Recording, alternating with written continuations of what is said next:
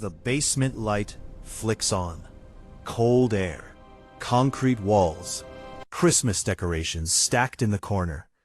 And at the back of the room, beneath a small white blanket, lies a 6-year-old girl. Her father drops to his knees. A scream echoes through the house. Upstairs, the ransom note is still sitting on the staircase. 3 pages long, written inside the home. Signed by someone who calls themselves a small foreign faction. But here's the first question. If this was a kidnapping, why was she still in the house? And why did everything about that morning feel staged? It's December 26, 1996, the day after Christmas, in Boulder, Colorado. Snow sits untouched on manicured lawns. Holiday lights still blink along rooftops. Inside the Ramsey home, panic has already taken over. At 5:52 a.m., Patsy Ramsey calls 911. Her voice trembles. There's a note, a ransom note. She says her daughter JonBenét is gone. The note demands $118,000, not $100,000. Not $1 million. $118,000. The exact amount of John Ramsey's recent Christmas bonus. How would a stranger know that? Hold that question, because the note gets stranger. It warns them not to call police. They call police. It threatens execution if they speak to anyone. Friends are invited over anyway. Before sunrise, the house is full. Officers, neighbors, family friends, walking freely from room to room. No one seals the scene. No one searches the entire house. And for 7 hours, JonBenét is still inside. At 1:05 p.m., Detective Linda Arndt asks John Ramsey and a family friend to search the house from top to bottom. John heads straight to the basement. Not the attic, not the guest rooms, the basement. He opens a latched wine cellar door and finds her, wrapped in a blanket, duct tape across her mouth, a cord around her neck. But here's what stops investigators cold. There are no signs of forced entry, no broken windows, no footprints in the snow. Nothing taken from the home. If someone kidnapped her, how did they get in? And why would they stay long enough to write a 3-page ransom letter? Inside the house, using Patsy's notepad and her pen. The autopsy reveals something the public wouldn't fully grasp for years.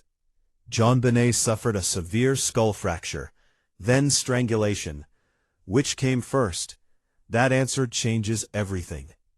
Was this a calculated murder, staged as a kidnapping, or a tragic accident spiraling into panic? The Ramsey family had been in the public eye before. JonBenét was a child beauty queen. Pageants, tiaras, stage lights. America had seen her smiling in sequins and curls. Now those same images flood national television. Within days, the case explodes. Cable news camps outside the Ramsey home. Talk shows speculate. Tabloids accuse. And the investigation begins to fracture. Detectives quickly turn inward. Statistics point toward family involvement in child homicides. The ransom note handwriting appears similar to Patsy's. Not identical, but close enough to spark suspicion. Fibers matching Patsy's jacket are reportedly found on the duct tape. John's behavior is described as controlled, detached, too calm, or maybe just in shock. But then, there's unidentified male DNA found in JonBenét's underwear. That changes the direction of the case. Or does it? Because years later, experts debate whether that DNA even belongs to the killer. Could it have come from factory contamination? Is it touch DNA? Transfer DNA? Or the single thread that proves an intruder theory? The more science advances, the less certain the answers become. And then there's Burke, JonBenét's older brother, 9 years old at the time. initially described as asleep during the chaos. But one detail quietly surfaces: a bowl of pineapple found on the kitchen table. JonBenét had pineapple in her system. Burke's fingerprints were on the bowl. The parents claimed she was asleep when they returned home that night. So who fed her pineapple? And when? That tiny detail becomes one of the most debated elements in the entire case. Because if she was awake, then the timeline shifts. And if the timeline shifts, everything shifts. In 1999, a grand jury is convened. For over a year, evidence is reviewed in secret. When it concludes, something extraordinary happens. The grand jury votes to indict John and Patsy Ramsey on charges of child abuse resulting in death and being accessories to a crime. But the district attorney refuses to sign the indictment. The public doesn't learn this until 2013. For 14 years, that decision stays hidden. Why? What did the grand jury see that the public didn't? And why was it buried? The Ramseys maintain their innocence. They appear on national television. They hire top defense attorneys. Eventually, they move away from Colorado. Patsy Ramsey dies of cancer in 2006, still publicly under suspicion, still never charged. In 2008, new DNA testing leads the Boulder district attorney to formally clear the Ramsey family. But many investigators disagree. Former detectives publicly state they still believe the answers lie inside that house. Others argued tunnel vision destroyed the case from the start. Evidence mishandled. Crime scene contaminated. Politics over prosecution. Was justice lost in those first critical hours?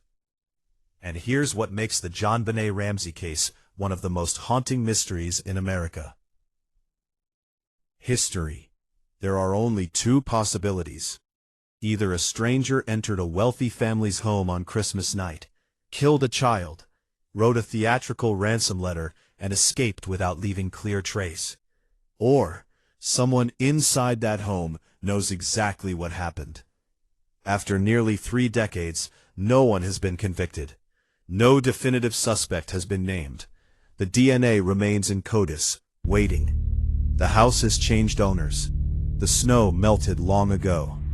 But that basement room still lingers in the American imagination. A blanket, a broken window, a ransom note written in familiar ink. Somewhere between panic and premeditation, between accident and evil, the truth exists. And until it surfaces, the question remains: what really happened to JonBenét Ramsey on Christmas night, 1996? And who has been living with that answer ever since?